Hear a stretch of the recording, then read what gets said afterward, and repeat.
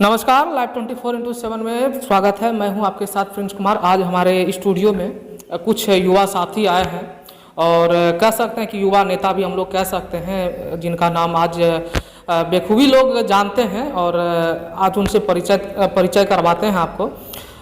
बिल्टज दुबे इनका नाम है और कुछ अग्निपथ पे इनका वक्तव्य लेंगे कि क्या युवाओं के लिए अग्निपथ योजना जो है क्या ये सही है या गलत है।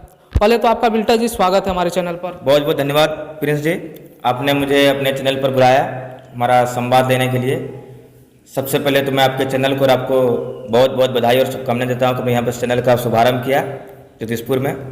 इसके लिए आपको और आपकी टीम को बहुत बहुत बधाई।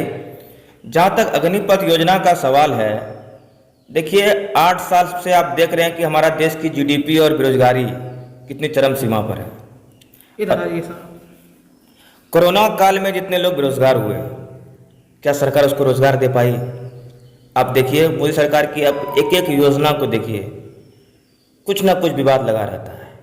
जहाँ तक मुझे लग रहा है कि जहाँ अभी जो नरेंद्र मोदी की सरकार है, नरेंद्र मोदी जो पारित किए जितने भी मतलब इनकी योजनाएं आई थी सरकार के तरफ से, वो कहीं ना कहीं विफल साबित है। क्या अभी जो आपने अभी एनालिसिस किया है, आप भी एक युवा नेता हैं, उभरते हुए भागलपुर के चेहरे मतलब बताया जा रहा है, तो क्या इस पे लगता है कि अभी जो अग्निपथ योजना है क्या इस पे सरकार को अपना पैर जो है पीछे करना होगा? बिल्कुल, इनकी सरकार जिस तरह से युवा का आक्रोश है, जिस तरह से आज भारत बंदी है, आपका अगले दिन बिहार बंदी था, तो मैं बिल्कुल चाहूँगा कि सरकार को तुरंत इस पर अभी काम बंद कर देनी चाहिए, योजना को फिलहाल बंद कर देनी चाहिए, जिससे हमारा देश के युवाओं का आक्रोश कम हो जाए और कोई एक अच्छी योजना ला करके। ऑलरेडी हमारे देश में जो व्यक्तिगत सीट जो खाली है सेना की, उसको जिस प्रक्रिया से सेना की बहाली हो रही है उस प्रक्रिया से करिए ना, क्या दिक्कत है आपको? उससे लोगों को मौका मिलेगा, हमारे युवाओं को एक ताकत मिलेगी। इतनी वैकेंसियाँ खाली है, इस पर भर्ती कीजिए। रेलवे में इतनी सीट वैकेंसी खाली है, सेना में है, करिए वैकेंसी। जहाँ तक हम लोगों का रिसर्च, हमारी रिसर्च टीम की द्वारा रिसर्च किया गया था कि नरेंद्र मोदी सरकार जो है जब सत्ता में आई थी तो उन्होंने बोला था करोड़ों युवाओं को हम लोग रोजगार देंगे पिछले 5 सालों में या 10 सालों में जब वो उनकी सत्ता आई थी। तो कहीं ना कहीं अभी जो है 1.5 साल का उनका कार्यकाल बचा है नरेंद्र मोदी का, तो कहीं ना कहीं युवाओं के लिए वो लॉलीपॉप का काम करेगा। 2 करोड़ प्रति वर्ष उन्होंने कहा था कि हम रोजगार देंगे। 2 करोड़ क्या 2 लाख भी प्रत्येक साल युवाओं को रोजगार नहीं मिला। इसके लिए जो युवा ने उनको वहां तक पहुंचाया, जो युवा मोदी मोदी कर रहे थे, उस युवा के मुंह पर तमाचा लगा है। और ये 4 साल की जो नौकरी एक लॉलीपॉप है, इससे ज़्यादा कुछ नहीं है। जो लोग बुद्धिजीवी लोग हैं वो एनालिसिस करे ये कितना कारगर है। मेरे हिसाब से ये योजना बिल्कुल विफल है। उनकी सरकार युवाओं को ठगने का काम किया है। वो युवा तब तक शांत रहे जबकि कोरोना काल में ऑक्सीजन की कमी थी। वो युवा तब तक शांत रहे जब कोरोना काल में वो करोड़ों किलोमीटर दूर से अपना घर वापसी किए। ये युवा तब शांत रहे जब देश में मंदिर मस्जिद उतर रहा, वो युवा तब तक शांत रहे। लेकिन जब रोजगार पर किसी का तमाचा लगेगा तो वो तो खड़ा होगा ही साहब। मैं खुद एक युवा हूँ, मैं खुद खड़ा हो जाऊँगा इस मैटर में।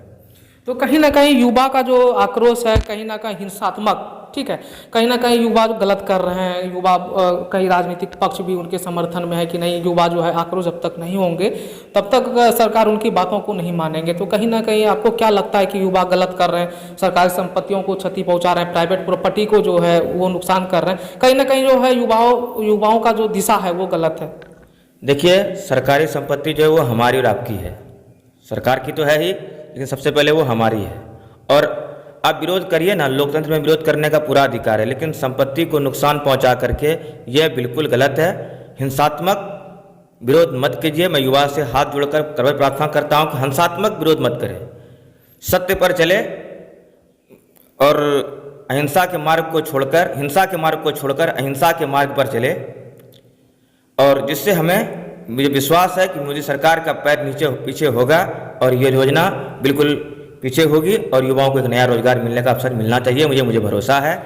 पिछले साल के आंकड़े, अभी जो है वर्तमान आंकड़े अगर देखेंगे तो युवाओं का बेरोजगारी का जो दर है काफ़ी बढ़ता नज़र आ रहा है। तो कहीं ना कहीं जो है युवा अपने फ्यूचर को लेकर सिक्योर होना चाह रहा है कि नहीं, कहीं ना कहीं सरकार जो हमारे साथ वो खिलवाड़ कर रही है, हमें प्रलोभन दे करके वो जो है गलत दिशा में अपना निर्णय लेते हैं। कहीं ना कहीं युवाओं के मन में ये भय बन गया कि सरकार जो हमारे पक्ष में नहीं है और हम लोग जब तक हिंसात्मक नहीं होंगे तब तक हमारी बातों को नहीं मानेंगे। आपने कुछ समय पहले भी देखा होगा कि जब रेलवे की भर्ती आई थी तो उसमें CBT 2 का जो एग्ज़ाम का पारित किया गया था तो सरकार को वापस लेना पड़ा। तो उसी तरीके से बहुत युवाओं का ये रुझान है कि जब तक हम लोग हिंसात्मक नहीं करेंगे तो सरकार अपनी बातों को नहीं मानेंगे, गलत हमने किया है। देखिए प्रिंस जी, सबसे पहले मैं तो ये कहूँगा कि जिस बिहार का सबसे बड़ा एग्ज़ाम BPSC, जो मैं खुद वहाँ का स्टूडेंट था, जहानाबाद मेरा सेंटर था, मैं खुद एक स्टूडेंट था और बरसों की मेहनत पानी में चला गया, क्योंकि रिज़ल्ट क्या हुआ वो आपके सामने है, पर्चा लीक हो गया। एग्ज़ाम के निकलने के जब सेंटर हॉल से एग्ज़ाम देकर हम निकले तो खुद ये बताया गया कि एग्ज़ाम कैंसिल हो गया है क्योंकि ये पर्चा लीक हो गया है। जब वैकेंसी निकलेगी ही नहीं और अगर वैकेंसी निकलती भी है इस तरह धांधली होगी तो युवा का तो आक्रोश होगा ना भाई। कोई लोग ज़मीन बेच करके, यहाँ तक कि अपनी माँ का मंगलसूत्र बेच करके भी लोग एग्ज़ाम का फॉर्म भर रहे हैं। इतने हज़ार, कोई फॉर्म बताइए कि 1000 से 2000 से नीचे कोई फॉर्म भराता है क्या? 2000 3000 एक फॉर्म भरने लगता है, बरसों की मेहनत पानी में चल जाती है। कोई गरीब माँ बाप अगर वो बच्चे को अगर ज़मीन बेच करके या कोई चीज़ बेच करके अगर बच्चे को पढ़ाने के लिए भेज रही हो तो उस पर अगर सरकार का दोगला नीति रहेगा ना तो सरकार तो युवा तो विरोध करेगा ही। तो अभी जिस तरीके से आप लोगों ने बोला कि युवाओं का आक्रोश है वो जायज़ है लेकिन हिंसात्मक नहीं होना चाहिए युवाओं को, तो कहीं ना कहीं क्या लगता है कि 1.5 साल का उनका कार्यकाल है, जिस तरीके से युवाओं को लोभन दिया जा रहा था कि हम लोगों ने अब आपके पक्ष में निर्णय लिया है, कुछ युवाओं को रोजगार देंगे 4 साल के लिए और 4 साल के बाद आपको किसी ना किसी प्राइवेट अच्छे कंपनियों में आपको रोजगार दिया जाएगा। लेकिन कहीं ना कहीं जो है युवाओं में आक्रोश देखा गया, तो क्या लगता है कि सरकार पे इसका प्रभाव पड़ेगा युवाओं का? देखिए, पहले तो 2 करोड़ प्रति वर्ष रोजगार की बात थी। इधर हाल में ही PMO से आया कि 10 लाख रोजगार सरकारी नौकरी देंगे, तो सिर्फ ये लॉलीपॉप है। मुझे तो नहीं लगता है कि 1.5 साल में मोदी जी कुछ नया कुछ कर पाएंगे।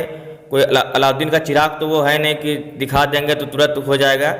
मैं तो यही कहूँगा कि वो रोजगार पर, युवाओं का रोजगार पर थोड़ा सा ध्यान दे और बिहार में जितने बड़े चीनी मिल वगैरह हैं उसको खोलने का काम करे, इससे युवाओं को रोजगार मिलेगा और जिससे कि हमारा भागलपुर जैसे सिल्क नगरी है, यहाँ पर अच्छे कारीगर हैं, उनको रोजगार के नाम पे कुछ मुहैया कराया जाए। देखिए, अभी उनके एक नेता से हमारी बात हुई थी, उन्होंने कहा था कि मुद्रा योजना उनका बहुत कारगर है। अरे भाई, मुद्रा योजना बैंक लोन नहीं देती है, तो मुद्रा योजना का क्या मतलब है?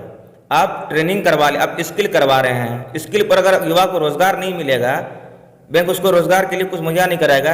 प्रधानमंत्री जी का सबसे बड़ा योजना PMGB उद्योग विभाग से जो मिलता है वो उनका जाने के बाद वहाँ तो कुछ ही तरह ले दे करके काम हो जाता है, लेकिन बैंक करना नहीं चाहती है कि मेरे पास ऐसा कुछ है ही नहीं।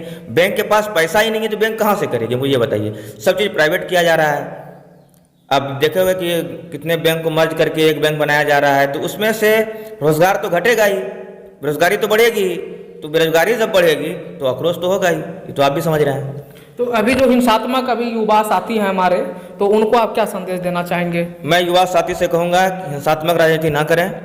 किसी राजनीतिक अगर किसी के चक्कर में है तो ना पड़ें, क्योंकि आप पर FIR भी हो सकता है और FIR कितने पर हुआ है यह ना करें, क्योंकि ऐसा ना हो जाए कि आप नौकरी के लायक ना रहें। आप विरोध करें, मैं विरोध में आपके साथ हूँ। हिंसात्मक ना करें, अहिंसा के धर्म पर चलें, क्योंकि ये गांधी का देश है, यहाँ हिंसा का कोई जगह नहीं है। अहिंसा के मार्ग पर चलें। बहुत बहुत धन्यवाद बिल्टर जी आपका।